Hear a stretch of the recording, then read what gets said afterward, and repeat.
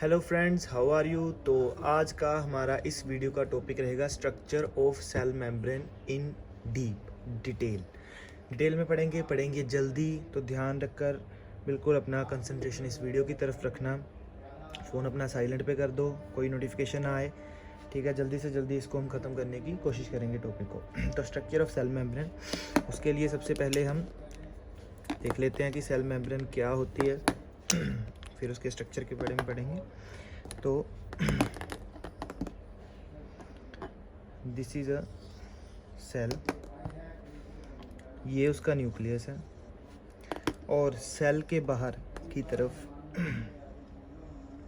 एक मेम्ब्रेन होती है, एक लेयर होती है जिसे कहा जाता है सेल मेम्ब्रेन। तो ये है सेल मेम्ब्रेन, इसकी बाहर की लेयर। अब सेल मेम्ब्रेन जो है, इसकी जो कॉम्पोजिशन है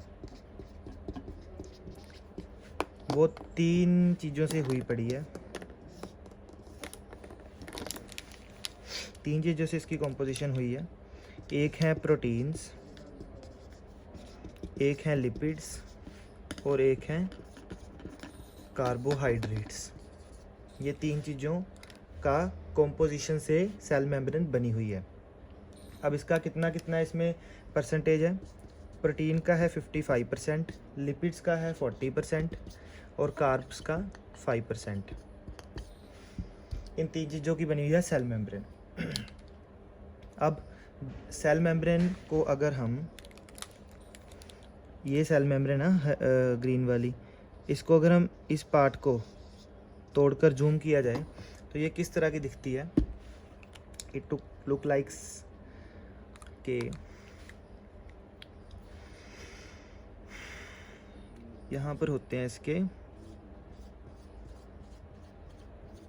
लिपिड्स।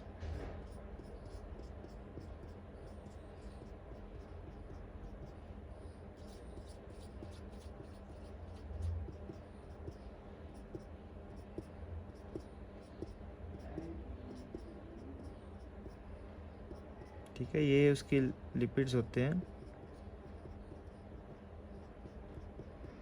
ये लिपिड्स हैं।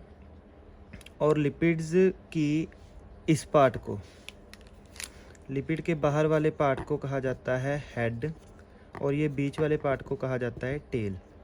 ये है क्या, बेसिकली दीज आर लिपिड्स, ये लिपिड्स हैं। और लिपिड्स के साथ ही ये लेयर सी बन गई ना। इसके बीच में ही कुछ प्रोटीन्स होते हैं जो लिपिड मतलब लेयर के बाहर, ये मान लो आउटर कवरिंग है, अगर आप इससे देख लो, this is outer side and this is inner side cell की। ठीक है, ये ऐसे सेल बना हुआ है। तो यहाँ पर ये ब्लू पार्ट क्या है, ये प्रोटीन्स होते हैं। ये प्रोटीन्स, कुछ प्रोटीन्स होते हैं जो सेल मेम्ब्रेन के पूरे थ्रू आउट आर पार जाते हैं और कुछ प्रोटीन्स होते हैं जो सिर्फ ऊपर की तरफ लगे होते हैं, पेरिफेरल। तो जो ऊपर की तरफ लगे होते हैं इन्हें कहते हैं पेरिफेरल प्रोटीन, और जो ये क्रॉस कर जाते हैं इन्हें क्या कहते हैं, इंटेग्रल। डिटेल में पढ़ेंगे आगे, ये जस्ट ओवरव्यू दे रहा हूँ। इंटेग्रल प्रोटीन, ठीक है, ऐसा रहता है। तो let's study this structure in detail.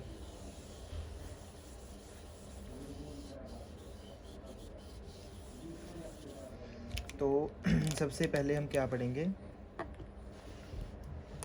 सबसे पहले पढ़ेंगे हम लिपिड्स के बारे में। ओके, तो लिपिड्स जो लेयर होती है वो कैसी होती है, आपको बताया मैंने। हेड,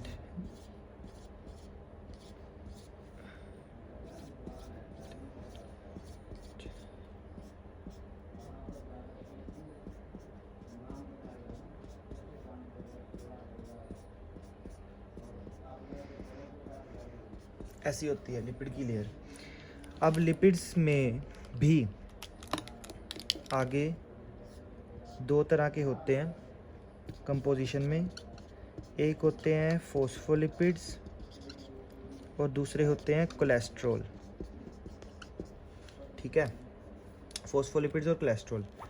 अब जो ये स्ट्रक्चर आपको दिख रहा है, दीज आर, ये क्या है, फोस्फोलिपिड्स। ठीक है, फोस्फोलिपिड के ही पार्ट हैं कि उसके ये जो पोर्शन है इस पार्ट को कहा जाता है हेड, और ये जो बीच में पार्ट है इस पार्ट को कहा जाता है टेल। तो ये जो चीज़ आपको दिख रही है, दीज आर फोस्फोलिपिड्स। अब कोलेस्ट्रॉल क्या होते हैं? कोलेस्ट्रॉल इनके बीच में रेंज होते हैं, जो स्पेसिस होती है ना, स्पेसिस है, स्पेसिस के बीच में कोलेस्ट्रॉल की चेन यहाँ पे सिचुएटेड है। ठीक है, ऐसे स्पेसिस के बीच में, तो इसको कॉम्पैक्ट, थोड़ा टाइट बनाता है सेल वॉल को, ये सेल मेम्ब्रेन को, क्या, कोलेस्ट्रॉल। ये ब्लू ब्लू पार्ट जो आपको दिख रहा है, दिस इज कोलेस्ट्रॉल। ठीक है, और अब क्या है कि जो ये हेड पार्ट है ना बाहर की तरफ, ये हाइड्रोफिलिक है। हाइड्रोफिलिक यानी कि ये पानी से नफरत नहीं करता। अगर ये पानी से नफरत नहीं करता, इसीलिए बाहर की तरफ है, इसीलिए इसका फेस बाहर की तरफ है। और जो ऑब्वियसली अगर टेल पार्ट है वो अंदर की तरफ क्यों है? क्योंकि वो हाइड्रोफोबिक है, इसीलिए वो अंदर की तरफ है। तो इस तरीके से अगर आपको ये चीज़ें पता होगी ना तो आपको इजीली याद रहेगा स्ट्रक्चर, कि हेड जो हाइड्रोफिलिक है, पानी को प्यार करता है, तो इसीलिए उसका फेस बाहर की तरफ है, पानी की तरफ है। तो जो टेल्स हैं वो फिलिक हैं, उससे डरती हैं पानी से, तो अंदर की तरफ है। तो यही इनके इसी बिहेवियर के कारण ये स्ट्रक्चर अरेंज हो जाता है। इसके बीच में कोलेस्ट्रॉल की लेयर आके जुड़ जाती है साथ साथ में, तो ये एक लेयर का रूप ले लेती है, सेल मेम्ब्रेन का रूप ले लेती है। तो ये था क्या, लिपिड। तो लिपिड का अगर फंक्शन देखा जाए, ठीक है, अगर लिपिड्स का फंक्शन देखा जाए, फंक्शन ऑफ लिपिड लेयर, तो लिपिड लेयर का फंक्शन क्या रहता है? ठीक है, क्या फंक्शन रहता है लिपिड लेयर का? कि फर्स्टली तो ये सिर्फ एलो करता है, इसी से करते हैं, फैट सोल्यूबल सब्सटेंसेस को टू पास थ्रू इट। ठीक है, तो इसका क्या मतलब है कि जो ये लेयर है ना, इसके आर पार सिर्फ फैट सोल्यूबल सब्सटेंसेस को लिपिड एलो करता है। फैट सोल्यूबल सब्सटेंसेस कौन कौन से होते हैं? उसकी एग्जांपल है अल्कोहल, ऑक्सीजन और कार्बन डाइऑक्साइड। इन चीज़ों को ये पास होने देता है। जो वाटर सोल्यूबल होते हैं, वाटर सोल्यूबल होते हैं, उनको ये पैसेज पास नहीं होने देता। तो वो कौन कौन से हैं वाटर सोल्यूबल? जैसे कि ग्लूकोज, यूरिया और इलेक्ट्रोलाइट, इन चीज़ों को ये पास नहीं होने देता। तो ये था हमारा सेल मेम्ब्रेन के अंदर का जो कॉम्पोजिशन में पहला पॉइंट लिपिड्स का। तो ये लिपिड्स को हमने कवर कर लिया है। लिपिड्स के अंदर फोस्फोलिपिड और कोलेस्ट्रॉल होते हैं। ठीक है, और ये फोस्फोलिपिड हैं और ब्लू वाले कोलेस्ट्रॉल हैं। फोस्फोलिपिड के दो पार्ट्स रहते हैं, हेड और टेल। हेड बाहर की तरफ रहेगा क्योंकि हाइड्रोफिलिक है, और टेल अंदर की तरफ रहेगी क्योंकि हाइड्रोफोबिक है। तो ऐसे इसका स्ट्रक्चर अरेंज हो जाता है। और इसका फंक्शन जो रहता है कि फैट सोल्यूबल सब्सटेंसेस को ये अलो कर रहे हैं और वाटर सोल्यूबल को नहीं कर रहे।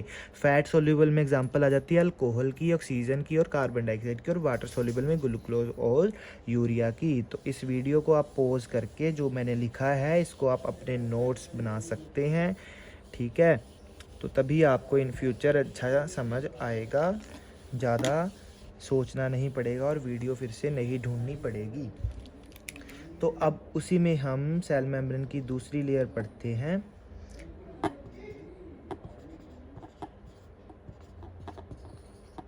प्रोटीन। ठीक है, प्रोटीन।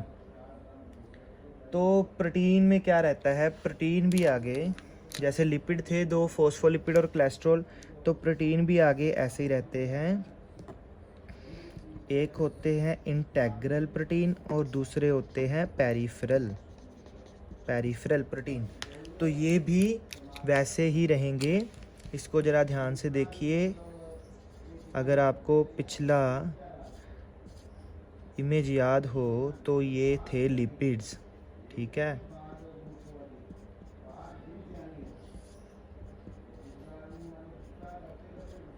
ठीक है, ये हैं लिपिड्स। तो अब लिपिड्स में कई जगह पर ये लिपिड की जगह किसने ली हुई है, ऐसे एक स्ट्रक्चर ने बीच बीच में जगह ली हुई है लिपिड की। उसी स्ट्रक्चर को हम कहते हैं इंटेग्रल प्रोटीन। ये क्यों ली हुई है इसको भी बताएंगे। और ऐसे ही जो बाहर की तरफ, लेयर के बाहर की तरफ भी उसकी सरफेस पे कुछ प्रोटीन्स सिचुएटेड हैं, जिसे कहते हैं पेरिफेरल प्रोटीन्स, ठीक है। अब आपको अगर ये फिर से देखा जाए दिमाग लड़ाकर अपना, तो ये ऐसा रहता है। ये हम सेल मेम्ब्रेन पढ़ रहे हैं, ठीक है। और ये इसके अंदर ये न्यूक्लियस रहता है, ठीक है। अब समझ आ रही है हमने किस पार्ट को जूम करा हुआ है। तो ये पेरिफेरल प्रोटीन्स हैं, ये इंटेग्रल प्रोटीन्स हैं। और अब क्या रहता है इसमें कि जो पेरिफेरल प्रोटीन्स होते हैं ये वाले, इसकी भी आगे दो टाइप्स हैं। जैसे कि जो बाहर की तरफ है, ये देखो, ये सेल का इनसाइड पार्ट है, ठीक है, ये सेल का आउटसाइड पार्ट है। तो जो आउटसाइड रहते हैं प्रोटीन्स पेरिफेरल, उसे कहा जाता है extra cellular peripheral proteins, extra cellular peripheral proteins. और एक होते हैं इंट्रासेल्युलर कौन से होंगे, जो इनसाइड की तरफ होंगे तो वो होंगे इंट्रासेल्युलर। तो ऐसे होते हैं प्रोटीन्स। तो इनके क्या फंक्शंस होते हैं वो भी पढ़ेंगे। फंक्शंस क्या रहते हैं इनके, देखो, जो इंटेग्रल प्रोटीन है, ये वाले इंटेग्रल प्रोटीन, एक तो ये स्ट्रक्चरल इंटेग्रिटी देते हैं, क्योंकि ये बीच में एक स्ट्रक्चर फंसा हुआ है तो उसको कम्पैक्टनेस देते हैं सेल मेम्ब्रेन को। दूसरी बात, ये एक चैनल का भी काम कर रहे हैं, क्योंकि लिपिड की लेयर वाटर सोल्यूबल सब्सटेंसेस को एलो नहीं कर रही थी, फैट सोल्यूबल को कर रही थी। लेकिन अब वाटर ने भी तो अंदर आना जाना है, तो वो लिपिड से जब आएगा तो वो कहेगा नहीं, मैंने नहीं जाना देना, तो वो प्रोटीन के रास्ते फिर अंदर आएगा, ठीक है। जैसे ग्लूकोज और इलेक्ट्रोलाइट यही एलो करते हैं पैसेज उसका। तो और इसका क्या काम है कि ये एज ए कैरियर भी काम करते हैं। तो हम यहाँ पर लिख लेते हैं कि एक तो ये इंटेग्रिटी दे रहा है स्ट्रक्चर को, दूसरा ये वाटर सोल्यूबल सब्सटेंसेस जो हैं उसको एलो कर रहा है आने जाने के लिए। तीसरा क्या है कि ये एज ए कैरियर भी काम कर रहे हैं। कैरियर मतलब कि प्रोटीन जो हैं वो एज अ कैरियर काम करते हैं कि कुछ आयंस जो होते हैं उसके सेल मेम्ब्रेन से अंदर बाहर जाने के लिए उसको पंप करते हैं, प्रेशर देते हैं। तो ये भी इनका काम है। और ये एज ए एंटीजन भी काम करते हैं। सो इन रिज़ल्ट ये एंटीबॉडी जनरेट करते हैं बॉडी में, जो पेरिफेरल पर लगे हुए हैं प्रोटीन्स। कोई एंटीजन बाहर से आता है तो यही एंटीजन का रिस्पॉन्स दे के उसे डिस्ट्रॉय कर देते हैं। डिस्ट्रॉय रेड से बना लो कि उसको डिस्ट्रॉय कर देते हैं, ठीक है। किसको? एंटीजन को।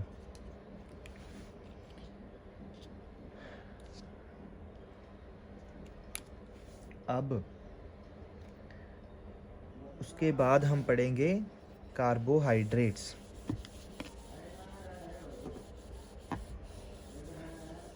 तो ये हो गया हमारा लिपिड और प्रोटीन का पार्ट। अब हमारा तीसरा आ गया कार्बोहाइड्रेट्स। अगर अच्छी लग रही हो वीडियो तो आप चैनल को सब्सक्राइब कर सकते हैं और कमेंट में लिख सकते हो अच्छी लगी है वीडियो। अगर कुछ नहीं भी इसमें समझ आ रहा तो वो भी लिख सकते हो, वीडियो फिर से बना के अपलोड कर दी जाएगी उस पर्टिकुलर टॉपिक के बारे में जो इसमें आपको नहीं पता लग रहा।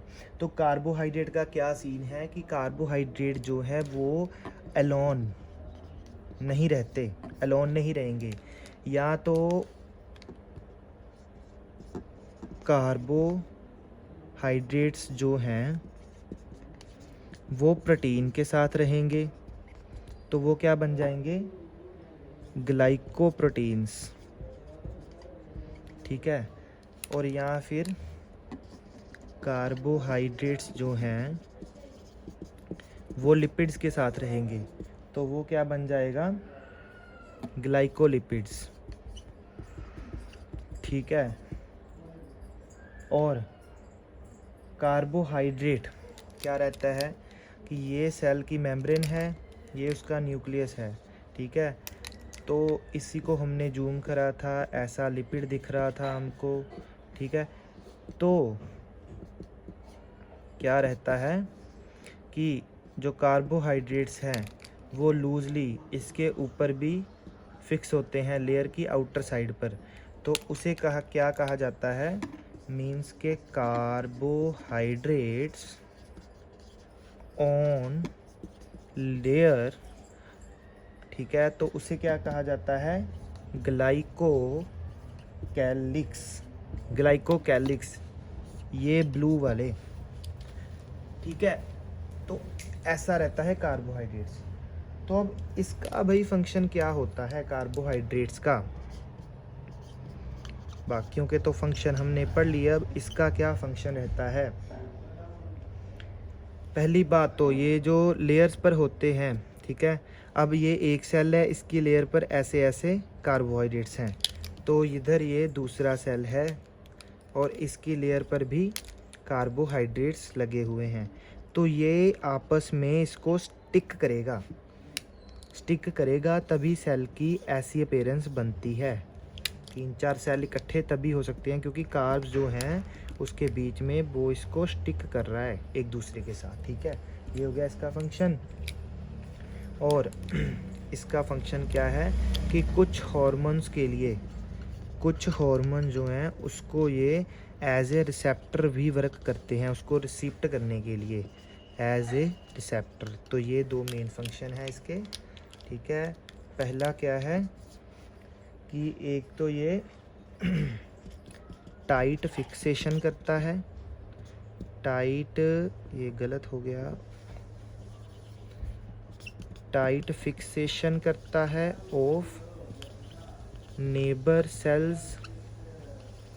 और दूसरा क्या है, act as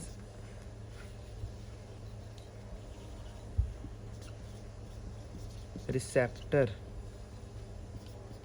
for some hormones. ठीक है। तो ये था कार्बोहाइड्रेट्स। तो उम्मीद करता हूँ आपको अच्छी लगी होगी वीडियो, क्योंकि ये मैंने डिटेल में पढ़ा दिया है, कोई ज़्यादा इसको हाइप नहीं करा कि क्या होता है लिपिड्स, क्या कार्बोहाइड्रेट, बहुत सिंपल लैंग्वेज में आपको समझा दिया। तो अब इसमें आखिर में जो सबसे ज़रूरी होता है एक वीडियो देखने के बाद, वो क्या रहता है, उसका हल्का सा ओवरव्यू लेना। ओवरव्यू एक जल्द ले लेंगे। ये सेल था, ठीक है, सेल था और ये उसकी सेल की लेयर थी। ये इसी लेयर को कहते हैं सेल, इसी लेयर को कहते हैं सेल मेम्ब्रेन। ठीक है। और सेल मेम्ब्रेन के आगे 3 पार्ट्स थे। एक था लिपिड्स, पार्ट्स नहीं, इसकी कॉम्पोजिशन थी लिपिड्स, प्रोटीन्स और कार्बोहाइड्रेट्स। और लिपिड्स आगे 2 तरह के थे, फॉस्फोलिपिड्स और कोलेस्ट्रॉल। और प्रोटीन जो थे ये भी आगे 2 तरह के थे, इंटेग्रल और पेरिफेरल। कार्बोहाइड्रेट्स 3 तरीके से कहा गया था। एक जो प्रोटीन के साथ मिलते हैं वो हो जाते हैं ग्लाइकोप्रोटीन्स,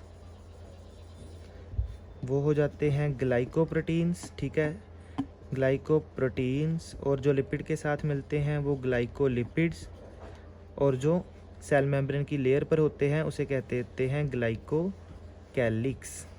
तो ये था इसका ओवरव्यू। ठीक है जी, धन्यवाद। आपका दिन शुभ हो और आप अपनी स्टडी पर ध्यान दो। ठीक है। तो उम्मीद करता हूँ आपको ये वीडियो समझ आ गई हो। अगर समझ आ गई हो तो इसको लाइक ज़रूर कर दें और अपने फ्रेंड्स के साथ भी शेयर कर दें जिनको आप चाहते हैं कि वो भी इस वीडियो को देखकर अच्छा पढ़ लें। तो हमारा चैनल का नाम है स्टडी स्टेशन। तो इस चैनल को लाइक और सब्सक्राइब ज़रूर कर लें। ऐसी वीडियो हमारे चैनल पर आती रहेंगी। धन्यवाद। Have good studies ahead. Bye bye.